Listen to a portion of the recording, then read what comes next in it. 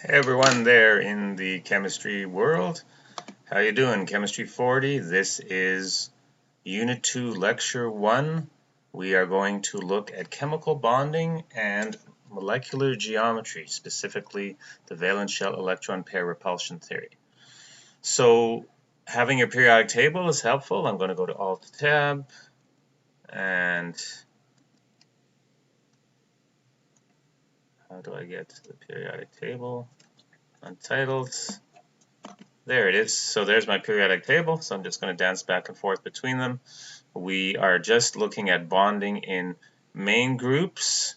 For covalent bonding, for ionic bonding, we will look a little bit at the transition metals. Okay, so let's go back to our booklet. You all have a booklet for Unit 2, either a hard copy or you have printed it. There we go. So remember the octet rule from grade 10? You like to have 8 electrons around a element when it forms a bond. Yes, there's exceptions to this. We'll get to that as we go through it. And let's step back a bit and look at each element and see how it works in terms of main groups. So for a family to be stable, you want to lose electrons or gain electrons, valence electrons. Metals like to lose electrons, non-metals like to gain electrons. And then you get a full valence shell. So scrolling down here, we have some examples. Alkali metals group 1A, they're the most reactive elements. They aren't found alone in nature, they're found in compounds. So they have one valence electron. It's going to fill this in. You can fill it in too. And they want to lose one valence electrons. And so, for example, the sodium or the potassium cation would be examples of alkali metals. So rarely do alkali metals form anions. They form cations, and rarely more than a 1+ charge. Alkaline earth metals are also reactive. They are all metals and found in compounds in nature. They are in group 2A, so they have 2 valence electrons. So they want to lose 2 electrons, like calcium 2+ or magnesium 2+. Chalcogens, okay, we're going to look at all of them here. Chalcogens mostly are non-metals, but as you go farther down, like to polonium, then they become metals. They all have 6 valence electrons, and they prefer to gain 2 electrons, like O2-. What's underneath oxygen? I don't remember, so I just go to my periodic table, and I see it's sulfur. I knew it was sulfur, or did I? Okay, halogens are group 7A. They're highly reactive. They have 7 valence electrons. They want to gain 1 electron. Okay, and so like fluoride, chloride, bromide. What's the new one? Is it tennessine or something? Tennessine. Tennisonide, I guess is what it's called. Tennis, anyone? Okay. So was that TS, right? Is that the symbol? TS, interesting. Okay. I'm not going to use those ones very much. Noble gases, they have 8 valence electrons. They don't react, do not react much. There are some examples where they do. And they don't really gain or lose electrons. They will form covalent compounds as we'll go through them. Okay, examples would be like xenon, argon. Ogasin is the new one. Is that what it's called? Ogasin? Let's see. Oganesson. Okay. Hydrogen is special, right? Hydrogen can gain an electron to become H+, or can lose an electron to become H-, which is called hydride. Okay, so it can gain or lose electron. Okay, so that was a bit of a review on periodic table, which you also saw in chapter 1.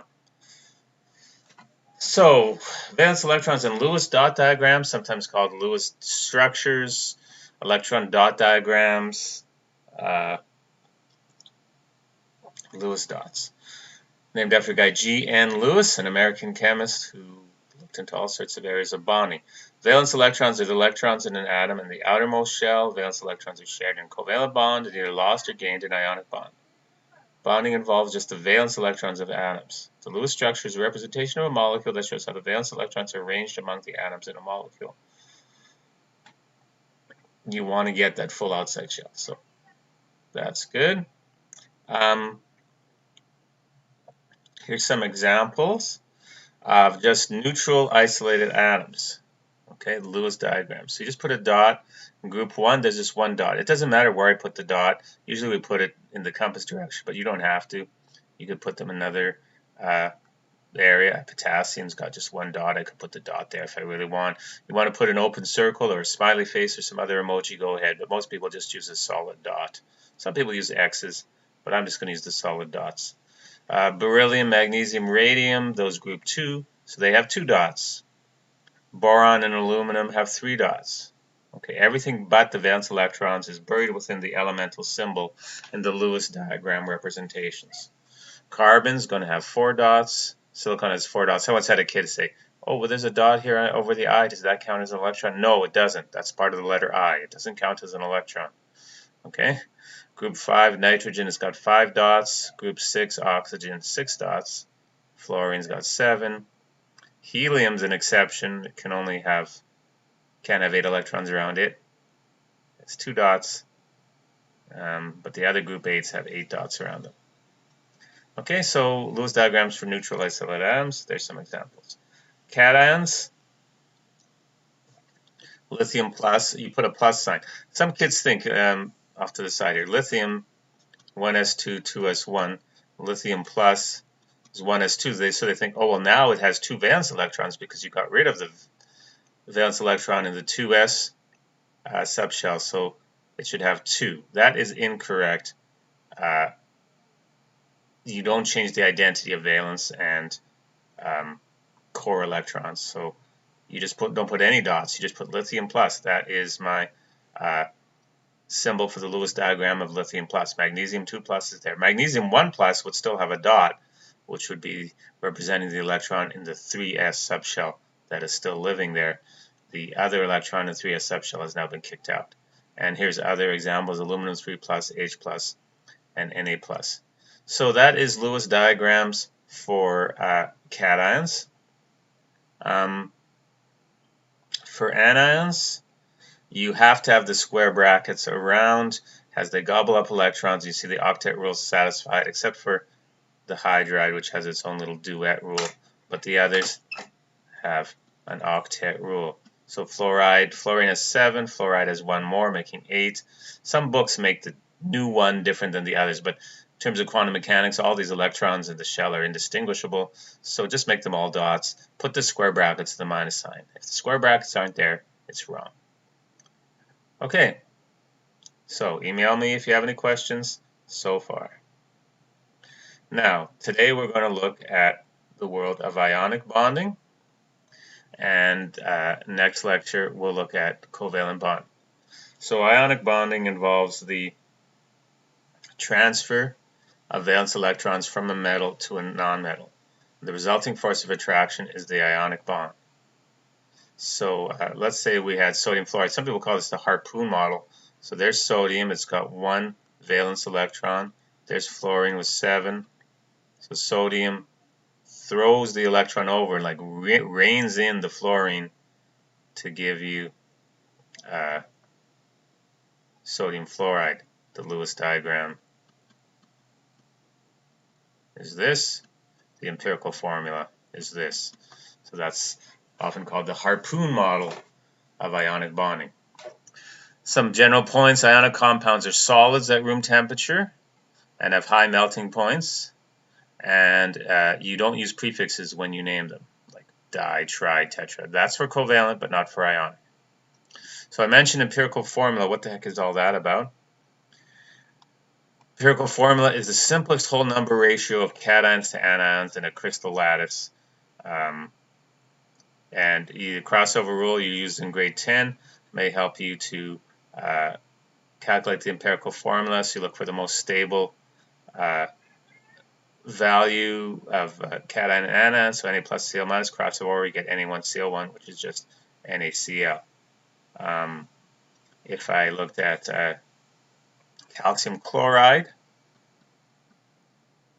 so calcium chloride, calcium is happiest as 2 plus, chloride is happiest as 1 minus, right? So cross them over. and you get CaCl2. So that's the empirical formula for calcium chloride. It's not called calcium dichloride, it's just called calcium chloride. The Lewis structure, you write the cation first, always the cation first, which is the metal ion, calcium 2+, and then you have 2 of the chlorides. So this is the Lewis diagram for calcium chloride. I like to put a comma. Some books put the comma, not all of them do. Some books will have a chloride, then the calcium 2+, then another chloride. I don't like that. I think that's too long. I think the way here is the best. Do these examples? Yeah, well, let's look at a few things before we go to those examples.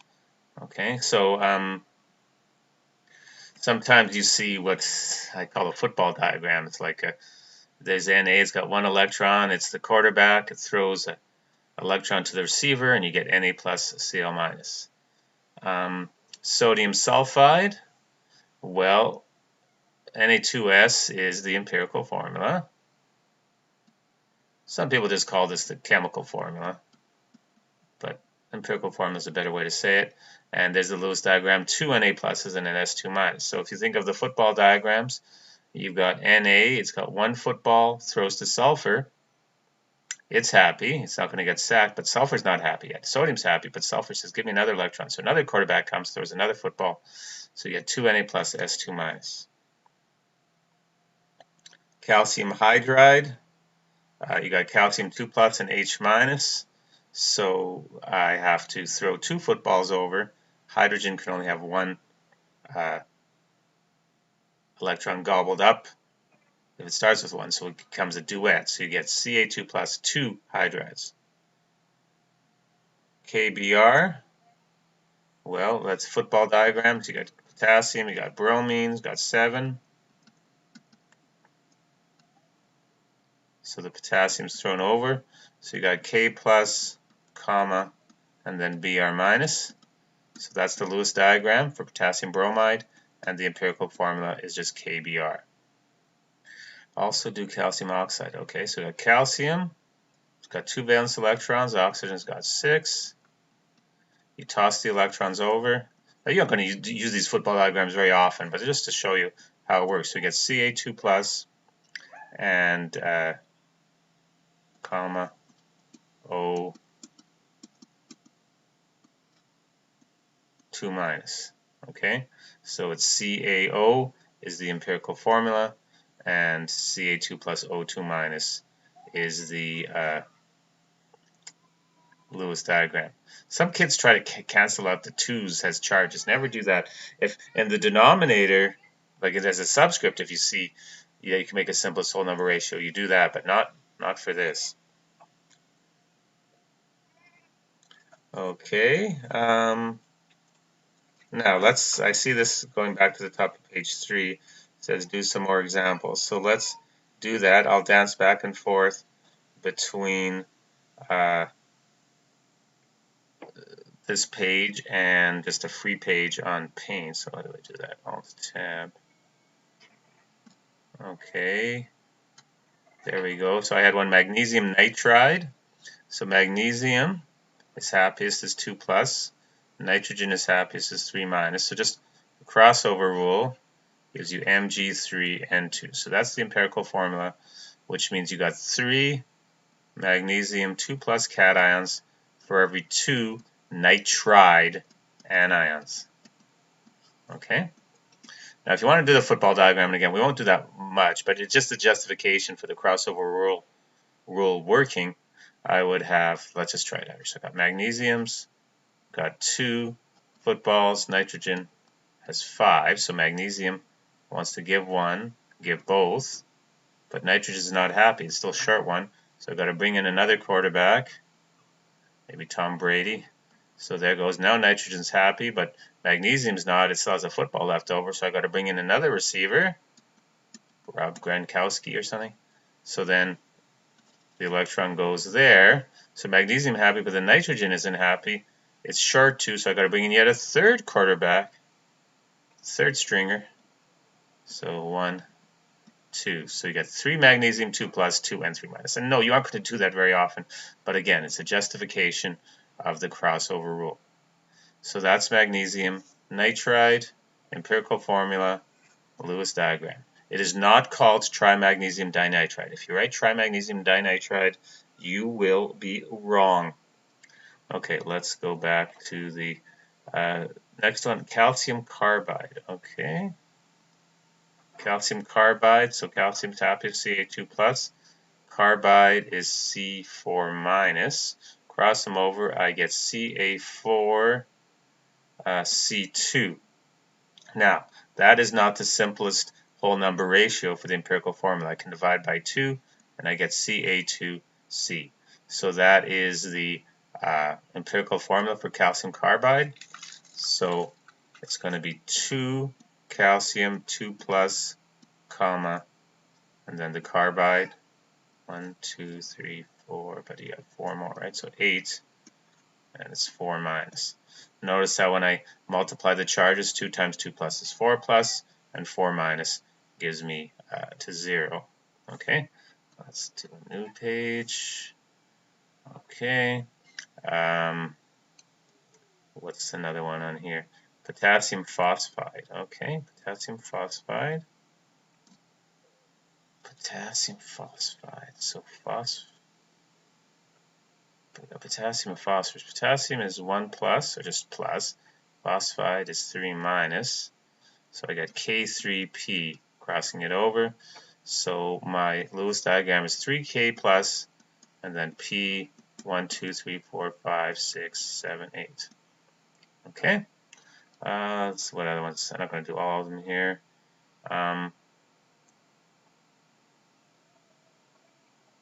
Lead 2 chloride. Okay, yeah, this is a interesting one.